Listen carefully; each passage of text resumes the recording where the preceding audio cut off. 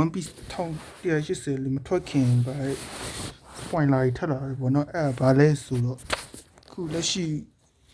one piece 1180မှာ IMU ကပါတယ်သူနဲ့စန်ဂျီကိုတိုက်ခိုက်လို့ပေါ့နော်အဲ့ဒီချိန်မှာစိုးမောက်လွတ်ပြီးတော့ဆိုတာကင်းအောင်ဟင်းနဲ့တိုက်ခိုက်ပြီးမဲ့IMU ကတာယာလေးကာကြထားတယ်ပေါ့နော်ဒါပေမဲ့ IMU ကတူတောင်ပန်ကိုထုတ်ပြီးတော့ IMU ကတူတောင်ပန်ကိုထုတ်ပြီးတော့စန်ဂျီတို့ရှိကိုတွားပေါ့နော်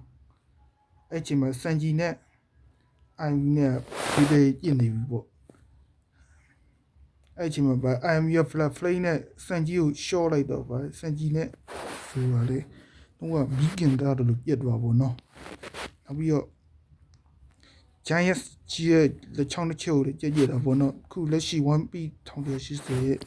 spoiler hit ဒီပေါ့နော်ဒါပေမဲ့ manga တော့တရားဝင်မထွက်သေးဘူးဒါတော့ဗိုင်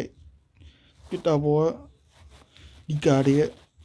one piece ပေါ့နော်1180 hits ပေါ့ပုံစံလေးတကယ်နှစ်စိုးပုံစံလိုမျိုးနဲ့